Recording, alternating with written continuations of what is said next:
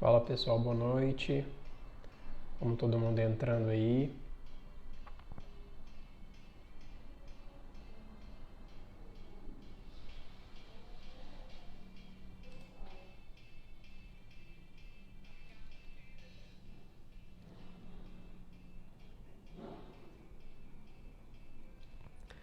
Boa noite, boa noite, boa noite, Carmen.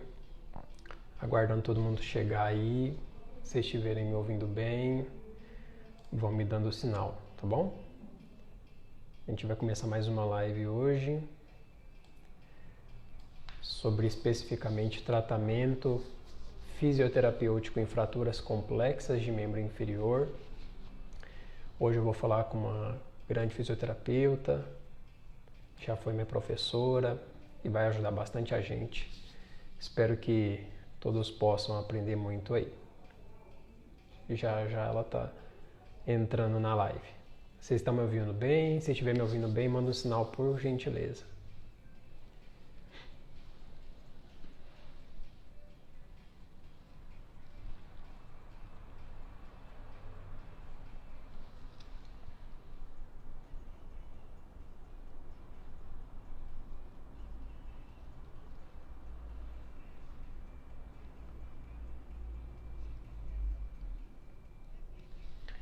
Vamos que hoje a internet vai ajudar.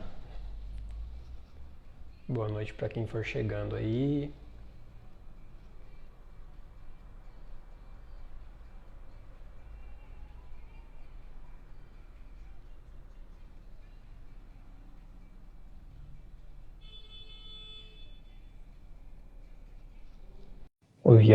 Vou enviar o convite, Aline, e aí a gente já vê se dá certo. Aí, agora vai. Agora vai. Tudo bem, Aline? Tudo bem, Guilherme? Você parece estar meio escuro um pouco. Deixa eu ajeitar aqui a luz. Tá bom. Tudo certo, tudo Aí vai ficar indo. muito claro para mim. Tudo Beleza. bem, tomara que hoje dê tudo certo. Vai dar. Hoje parece que tá tudo estável, tá tudo mais tranquilo e a gente vai conseguir finalmente, falar para todo mundo, né, sobre esse tema que eu também quero aprender mais e você vai poder ajudar a gente. Como é que tá por Tomara aí, que sim. Tá né? tudo Como é que bem, tá? graças a É? Deus. Tá tudo bem Legal. aqui em Ribeirão. Aham. Aline, você tá numa clínica nova agora? Tô no meu consultório. Ah, tá aparecendo ali, Ah, né? Eu acho que tá com luz ali. legal. Deixa eu sair para ver Ah, se fica menos. Tá muito escuro aí o vídeo? não, tá bom. E tá Pra me mim ouvindo tá bem? Eu legal. esqueci meu fone. Tá. Eu Não, tô tô no meu conseguindo ouvir bem. consultório. Legal. Não, dá pra ouvir sim. Tá bem tranquilo, tá audível, tá bem legal. Vai Então dar tá super perfeito. certo. Tô Então tá esperando só o bom. pessoal chegar. Eles costumam vir chegando, né? E aí a gente vai logo dando boas-vindas para todo mundo. E nós estamos dando continuidade a uma série de lives que eu venho fazendo com alguns profissionais que eu já conheço há algum tempo, alguns que eu conheço há pouco tempo, mas sempre aqueles que eu confio no trabalho e que eu sei que pode transmitir para todo mundo um vasto conhecimento, mesmo que seja num curto espaço de tempo, como é as lives, né? Tem sido as lives, e essa principalmente com o objetivo de ser bem objetiva, bem direto ao assunto, né? E nesse tema que eu tenho pacientes que eu já tratei durante principalmente o aprimoramento lá no Hospital das Clínicas, onde a Aline foi minha supervisora, eu aprendi muito com ela e por isso também ela é a convidada de hoje. Bem, pessoal, novamente boa noite a todos. Eu vou pedir para a Aline se apresentar. Enquanto também o pessoal vai chegando, vocês vão conhecendo um pouco mais quem é a Aline Miranda, onde trabalha, né, um pouco da sua formação, para vocês entenderem também o motivo dela estar aqui hoje. Tá bom. Primeiro eu queria te agradecer, Guilherme, né? Você tem falado das suas lives, eu tenho acompanhado aí, que, né, que pode ser pessoas que você já conhece há mais tempo ou menos tempo, mas são pessoas aí, né, de um know-how, então eu estou muito lisonjeada pelo convite de estar aqui, né? Eu vejo que você tem selecionado aí pessoas para um bate-papo assim, né, bem interessante, então eu fico muito grata e é um prazer, né, estar conversando com você. Eu te conheço, né, desde a sua... Eu escutei hoje uma parte lá do podcast que você e a Carolina Sim, participaram. e então ter participado desse momento inicial da sua carreira, então eu conheço desde então, sei o quanto que você é um bom fisioterapeuta e vem crescendo aí com o tempo, então eu fico bem lisonjeada aí com o convite e agradeço, tá? Bom, vamos lá para a apresentação. Então, eu sou a Aline Miranda, eu estou aqui em Ribeirão Preto, tá? Tenho minha formação lá em Santos, eu sou de Santos, sou santista, mas eu vim para Ribeirão Preto também logo após a minha formação para fazer o curso que na época se chamava aprimoramento, né? E hoje, atualmente, é especialização no Hospital das Clínicas daqui, né, de Ribeirão. E daí eu fiquei. Então eu vim aqui fazer a minha especialização bem direcionada para traumato-ortopedia, né? Então, a partir de então, eu comecei como contratada do hospital. Também teve um bom tempo da minha vida que eu trabalhei numa prefeitura de uma cidade aqui vizinha. Então, além da minha experiência num hospital terceirizado, como é o Hospital das Clínicas, eu também tenho uma experiência num serviço também do SUS, Legal. né? De nível secundário. Trabalhei por muitos anos, 13 anos, se eu não me engano. E hoje também agora estou com a minha experiência de alguns anos trabalhando no serviço privado também, né? Então eu estou aqui no meu consultório, Aham. como o Guilherme perguntou. Então eu tenho uma experiência, né, no serviço terciário, secundário e também num serviço agora particular. Não tenho muita experiência relacionado a convênio, né? Então desde que eu estou no Hospital das Clínicas como aluna, né, como especializanda, depois eu fui seguindo para fazer o meu mestrado e doutorado e trabalho lá no hospital até hoje. E o carro-chefe, né, lá, como é um hospital terciário, né, são fraturas mais graves, né? Então, fraturas que, né, são traumas, né? Não são fraturas, são traumas Aham. de maior gravidade, né? E aí, por isso que a gente acaba tendo um maior contato com fraturas, né? De maior gravidade. Legal. Muito bom, Aline, né? Saber de toda essa trajetória, de tudo que consegue compreender aquilo que você abordou e vem abordando nesses últimos tempos. E é interessante também essa atuação, tanto no público quanto no privado, né? E o quanto que às vezes chega para a gente em cada setor, em cada área, essas fraturas ou esses traumas complexos, como você bem mencionou. Nem sempre é só a fratura, né? O trauma compreende uma série de lesões de tecidos que estão ali envolto do osso, que também têm uma necessidade, né, especial, específica da gente na hora do tratamento. Pensando nas fraturas especificamente, quando a gente vai falar de fraturas complexas, o que poderia compreender essa fratura complexa? O que diferenciaria, por exemplo, de uma simples? Por exemplo, quando a gente vai pegar a definição da AO, né, ou vai lá abrir o livro da AO e saber sobre isso, o livro, né, talvez possa ter pessoas que não conheçam o que é a AO, então eu vou Aham. falar que é a Associação de Estudos, né, de Osteossíntese, né? Então, uma associação internacional, sem fins lucrativos, ou seja, na hora que vai falar de trauma, é o que normalmente, né, os médicos seguiam, tanto para classificar, como para tratar, como para fazer todo o desenvolvimento técnico-científico a respeito. Aham. É, e ela é classificada como fratura de mais que apresenta mais que um segmento ósseo, né? Mais que um fragmento ósseo. Então, essas são as denominadas fraturas complexas. Mas esse termo tem sido abandonado e tem sido modificado para fratura multifragmentária, porque fratura Certo. complexa pode ser aquela que foge do habitual, né? Então pode ser que Aham. não tenha tantos fragmentos assim, mas que gere uma complexidade alta ali no tratamento. Quando Interessante. que vem essas complexidades altas, né? Uhum. Normalmente, mais do que só o traço de fratura, é o que você falou, Guilherme. É a lesão de tecidos moles ali associado. Então, para Certo. nós, fisioterapeutas, a lesão no envoltório, né? E dependendo da gravidade, é o que vai dar complexidade no tratamento fisioterapêutico, tá? Entendi. E essa questão da complexidade, né?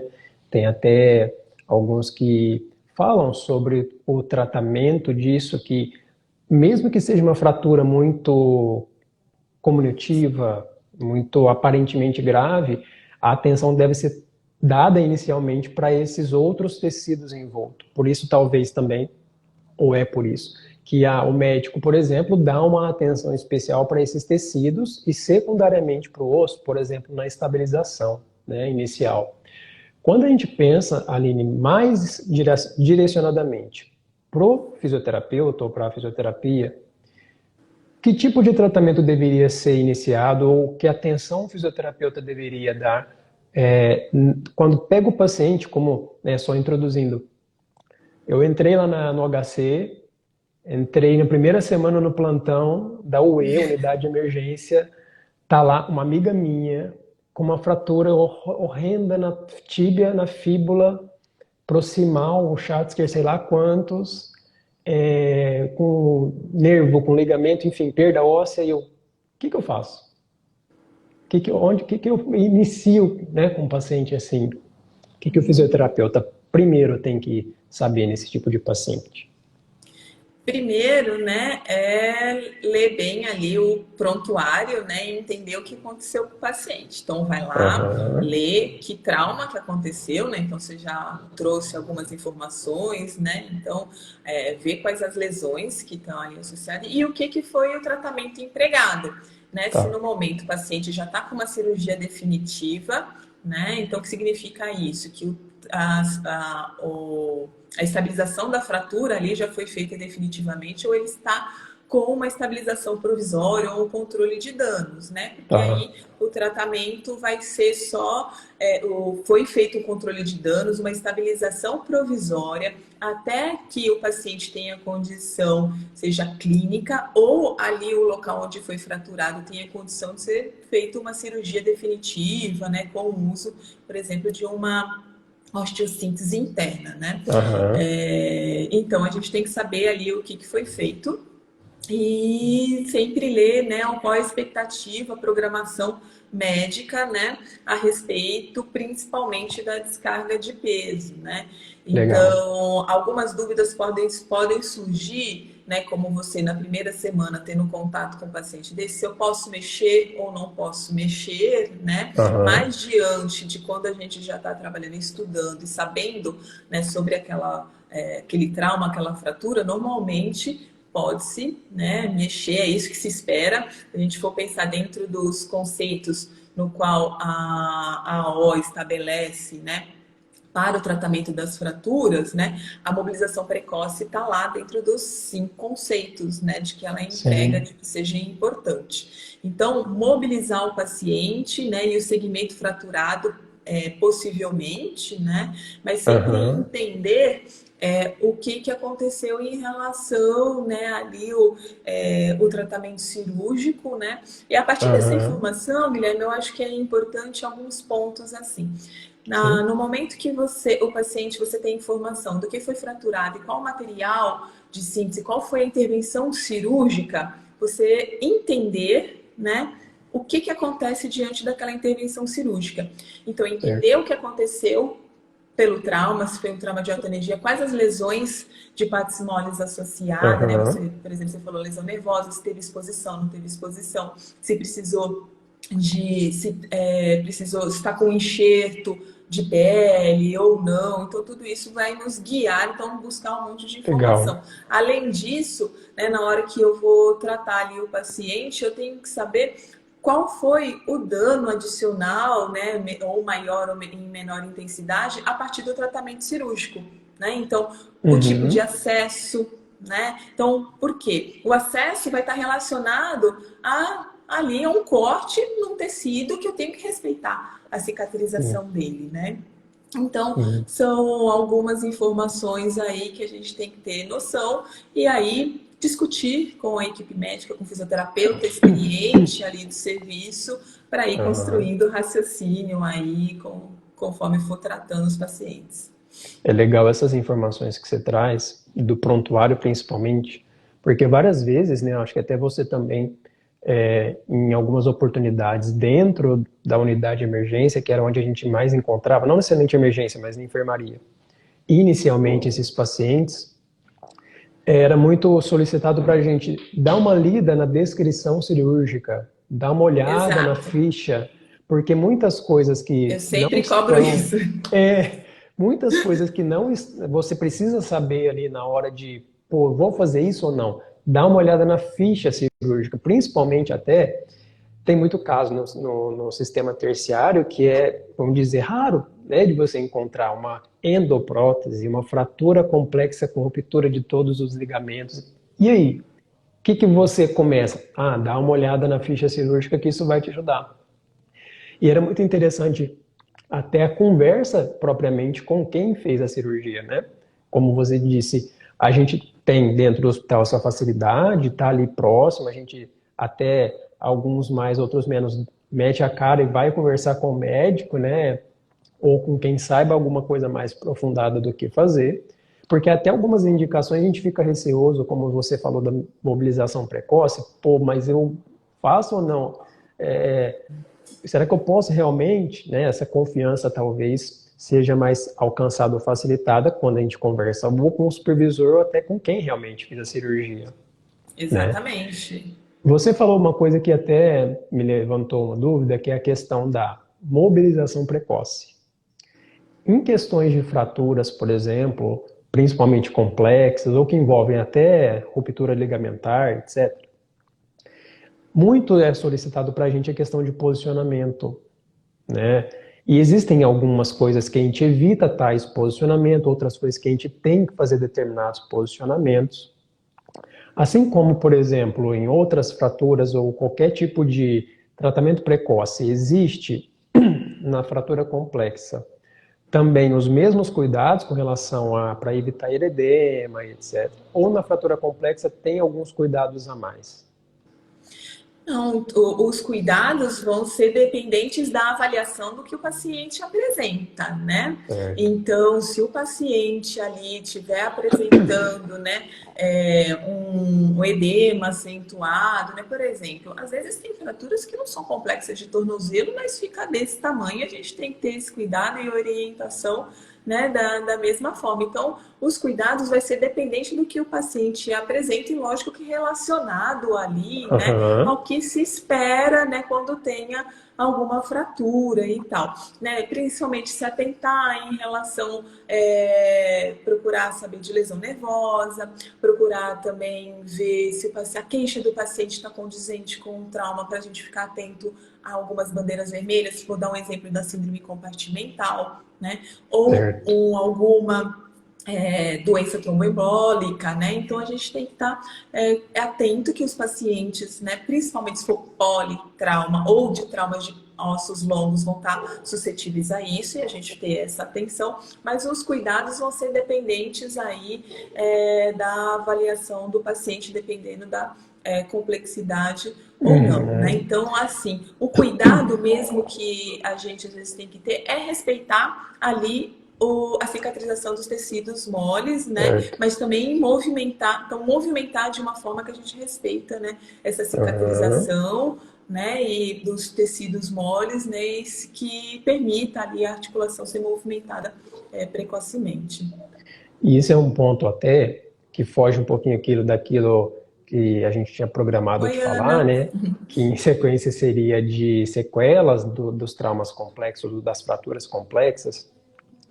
Eu estava pensando aqui agora um pouco sobre o paciente complexo ou de trauma grave. A gente acha que ele vai ter uma queixa grave, pô, uma fratura extensa, né?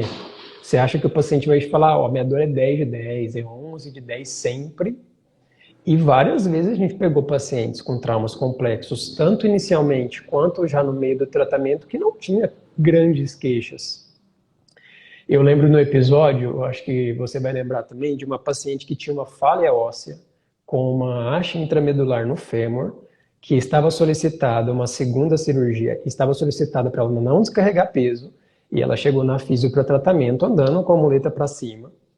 E eu falei, mas está estranho, a indicação não está batendo com o que ela está fazendo, vou investigar. Olhei o raio-x, tinha falha óssea, ela sentou na beira da maca, parece que a perna ficava até mexendo. Eu falei, gente, não é normal.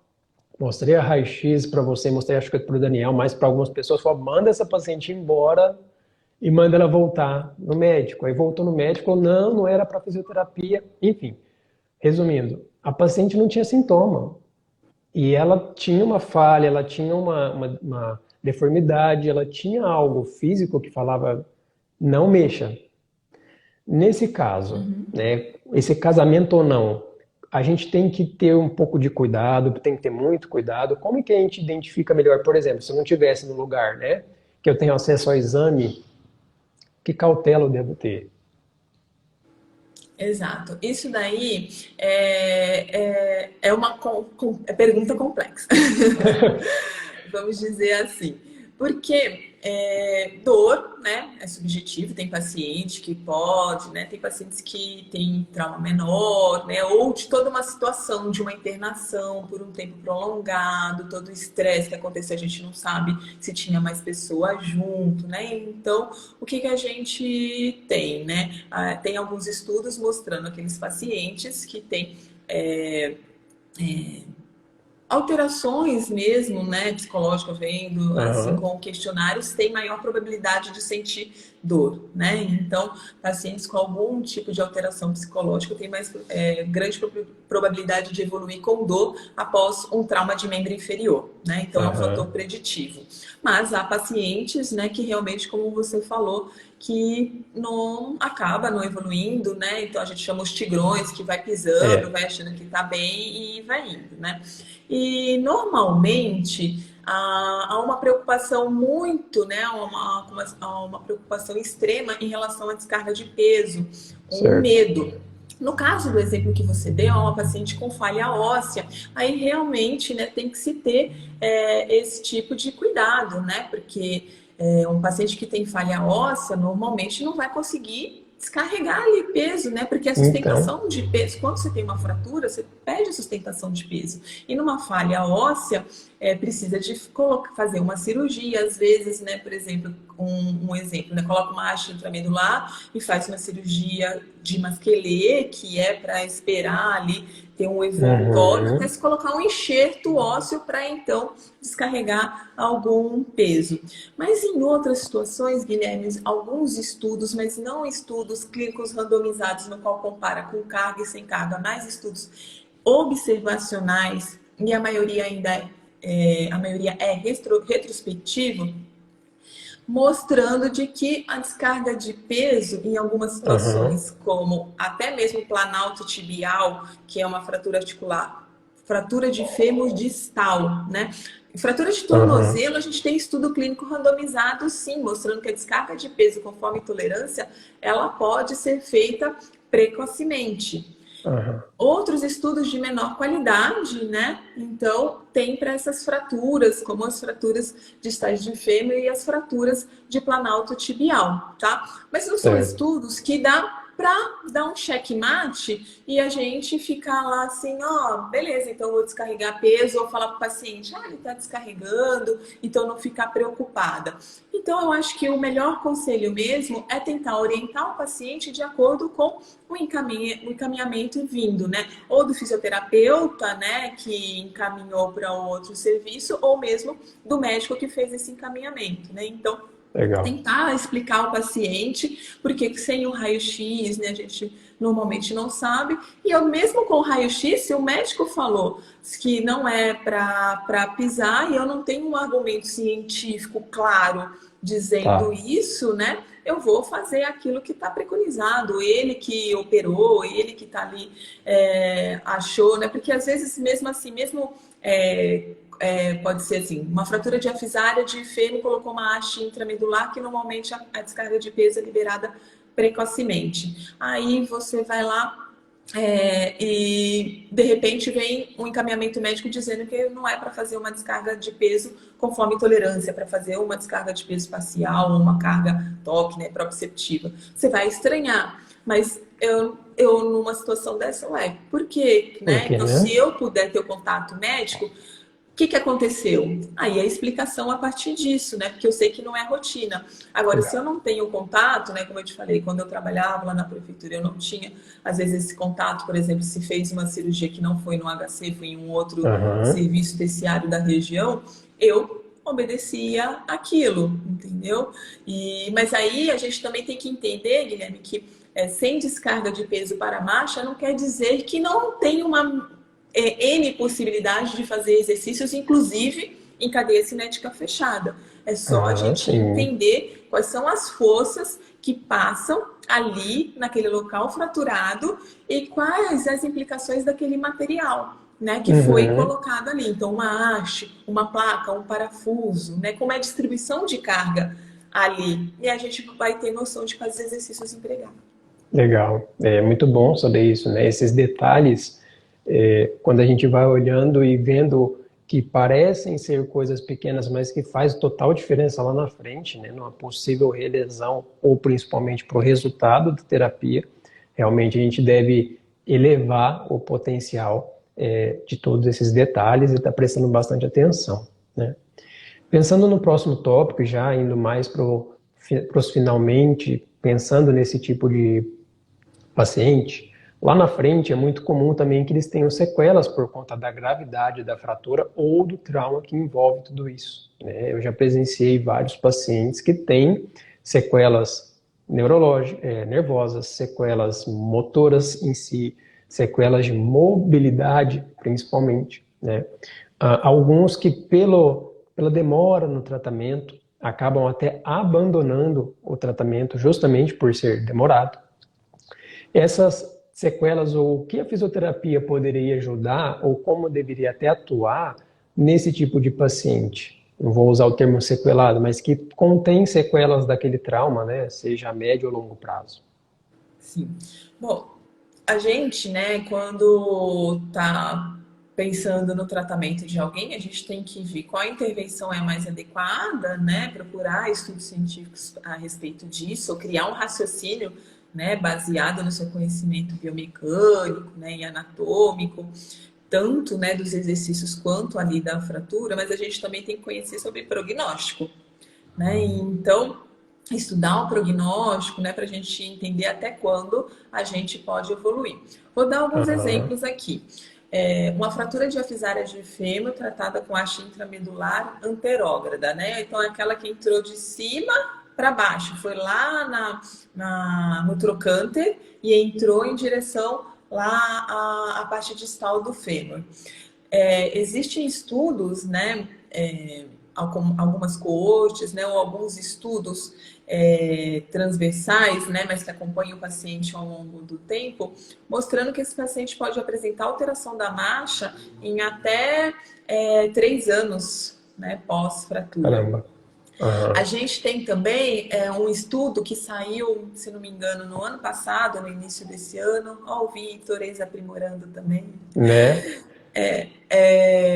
Estudo que saiu, se não me engano, no ano passado, ou este, mostrando que na fratura do planalto tibial há um platô de recuperação da amplitude de movimento com 6 meses, seja em fraturas de Schatzky 1 a Aham. 3, que são as fraturas de um côndilo só, ou de 4 a 6, tá? Que aí são fraturas mais graves, mais complexas, que estão envolvendo os dois, né? Os dois Cônjuge, né? planaltos. Aham. Então, que o platô de ganho de amplitude de movimento para esse paciente é ali em 6 meses. E a gente ficar insistindo muito além disso Caramba. fica fora do que os estudos, né, de prognóstico têm mostrado. Mas é uma amplitude ali que eles têm mostrado que razoável, amplitude funcional, onde o paciente fica ali por volta de 120 graus, né? Então a gente fica Aham. muito satisfeito com isso. Então a gente tem que procurar e ter a noção relacionada mesmo ao prognóstico desse paciente. Tem agora, né, pensando já num paciente com sequela.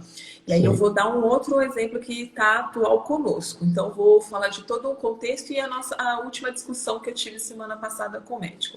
É um garoto de 20 e pouquinhos anos, né, 22 se eu não me engano. Ele tem uma fratura diafisária, né? Ele teve uma fratura diafisária do fêmur, uma fratura da patela, tá?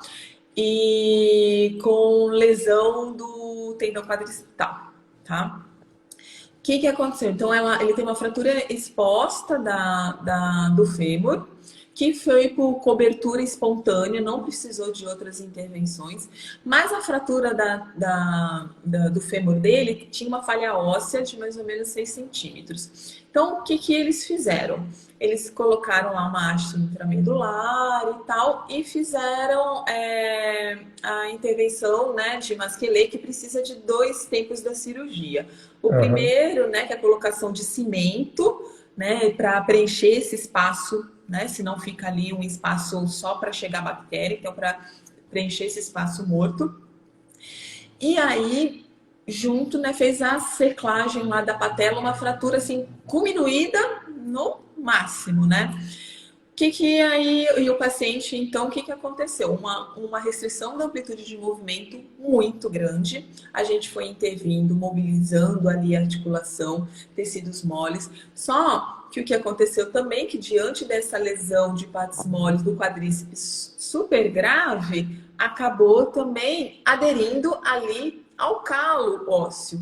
Né? Então, uma restrição da mobilidade do quadríceps, que desliza super pouco em relação ao fêmur, e uma dificuldade de mobilidade da patela, né? E de todo o envoltório ali do joelho. E esse paciente veio semana passada, então já com, vou colocar, acho que de uns 8 meses de pós, além da lesão de membro superior, tá? Sim. Eu só tô falando de membro inferior. Então, ele veio com, acho que 7 ou 8 meses aproximadamente aí de trauma e veio para intensificar o ganho de amplitude de movimento. E, né, ou manter alguma coisa assim, não veio intensificar, veio alguma outra coisa assim. Eu fui lá, né, discutir. Olha, esse paciente, ele tá conosco, a gente trata, ele vem 3 vezes na semana e a gente já tinha dado alta para ele para o membro inferior, porque a gente acompanhou esse paciente fazendo medições, e a amplitude de movimento dele não melhorava, ficou naquele 30 graus. O que a gente fez, Guilherme? Liberando carga, ele consegue andar, ele até anda com 30 graus de flexão de joelho, anda super bem.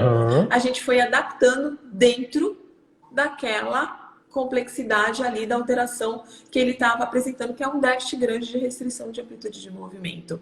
Entendi. Mas aí a gente foi discutir e a equipe médica sabia, né? Então, por conta da pandemia, ele não vai fazer ele precisa de uma intervenção cirúrgica para poder ali ganhar essa mobilidade, seja um release, né?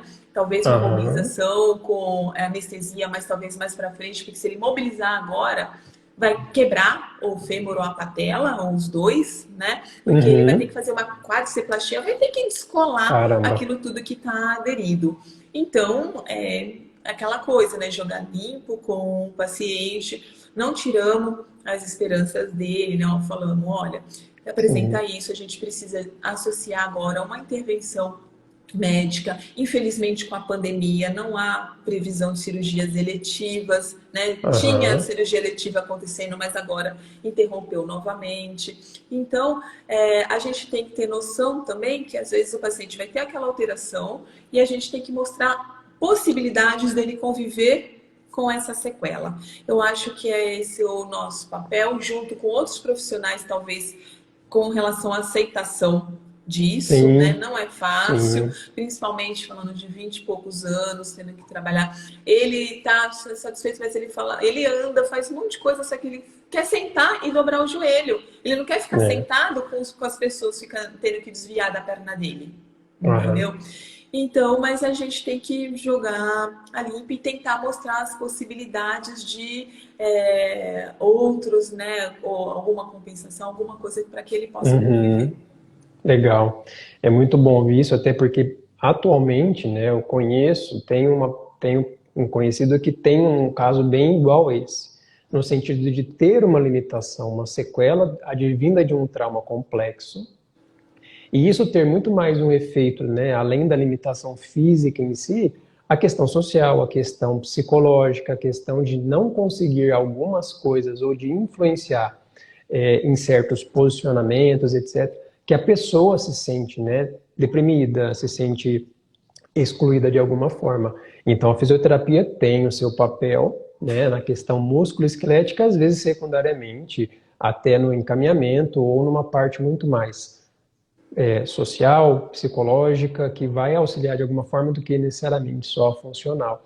E é importante reconhecer, como você mencionou antes e agora, que o tratamento inicial faz muita diferença também no tratamento final e às vezes por conta da complexidade do trauma é difícil, né, da gente ter um bom prognóstico, portanto, então, saber mais sobre o tipo de trauma, o tipo de cirurgia que foi feito vai ajudar, obviamente, no tratamento, né? Perfeito, é isso Aline, mesmo, Guilherme. né? Legal. Eu sou muito grato, né, por você ter aceitado o convite, por estar comigo aqui hoje discutindo tudo isso. Também por todo o ensinamento que me passou lá durante o aprimoramento. Isso foi muito enriquecedor durante as palestras no grupo do joelho que a gente frequentava, né, principalmente quando eu estava em Ribeirão e antes da pandemia. Falo para todo mundo que sigam a Aline, que ela também está engajada em vários outros projetos e está sempre transmitindo informação para a gente de qualidade, agora também mais ainda de forma online, né? E te agradecer novamente por estar aqui hoje com a gente, todo mundo que veio acompanhar, e espero que a gente possa aí logo ter novas reuniões, novos encontros, preferência também pessoalmente, para sempre estar aprendendo. Obrigado, viu? Imagina, eu que agradeço, Guilherme. Fico muito grata aqui, vendo o pessoal também que passou em Ribeirão conosco, ou a Larissa que está aí, que trabalha, né, tá todo dia lá conosco, participou da sua formação também. Sim, Então, legal sim. do pessoal que está assistindo. O que eu tenho para dizer, assim, né, obrigada pela oportunidade de estar falando aqui de trauma. Eu sei que quando, né, a gente vê um paciente, né, coloca, como eu falei para você, que esses monte de fratura, membro superior, aí você fala, meu Deus, como que eu vou mexer, como é que eu vou, nossa, tá lá no que eu tenho que fazer a mobilização precoce, que eu já tenho que colocar esse paciente sentado, fazer um monte de É, coisa, e isso acaba assustando, mas isso vai melhorar, né? E também uma coisa que você pontuou, Guilherme, que eu acho importante, às vezes é a falta de informação. Eu estou num lugar privilegiado. Se veio pois mais ou é. menos lá o que o médico falou, eu faço como, né, você está acostumado com a nossa cobrança. Chegar lá e olhar a ficha cirúrgica. Porque aí eu sei o que foi feito, como que descolou, o que não descolou, qual o tendão que foi para lá, o músculo, não sei o quê. Justamente. Então, eu vou procurando a respeito disso.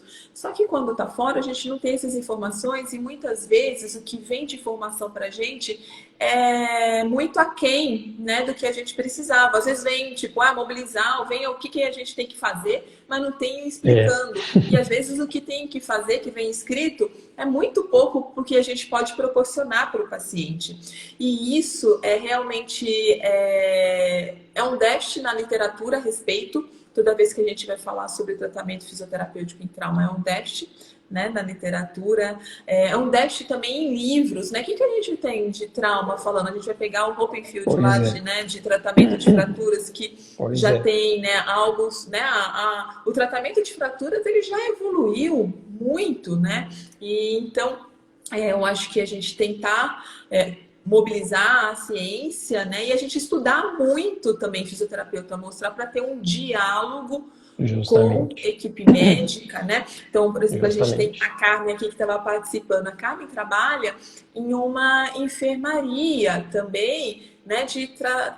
De nível terciário. Então, ela também está participando aqui, como lá no Hospital Carmen de Pernambuco, está lá em Recife, participa de visitas, né? Eu sei que agora com o Covid, mas está diferente. Você perguntou, né? O que a gente precisa saber? Aham, Lá na visita, a gente tem que ser participativo, né? E a gente tem que ser equipe da visita, né? justamente. Então tem que passar a visita ali, então passa médico, passa enfermeiro, o fisioterapeuta tá ali também, né? Então, é, conhecer e discutir, né? Então, ter argumentos, conhecer sobre o que é o trauma, o que é aquele material, então, ter um know-how sobre isso.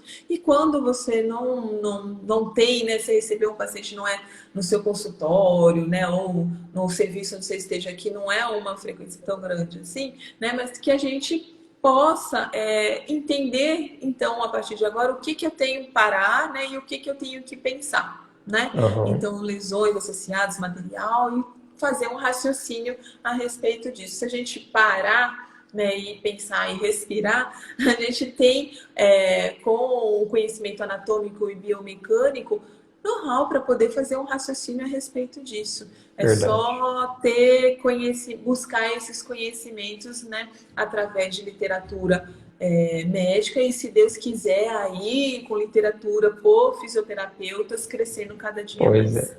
Legal. Muito bom, Aline. Muito obrigado mesmo, viu? Principalmente por essas palavras finais. Então, pessoal, é isso. Mais uma vez, obrigado. Semana que vem tem mais. Vou deixar vocês curiosos aí para saber ainda qual vai ser o tema. Mas também é interessante, também de uma certa forma, companheira da Aline de trabalho. Está envolvida principalmente em traumatologia, vai ser bem legal. Espero vocês também na próxima quarta. Obrigado, Aline. Obrigado, pessoal. Boa noite Obrigada, para todo mundo. Tchau, tchau, pessoal. Tchau, tchau.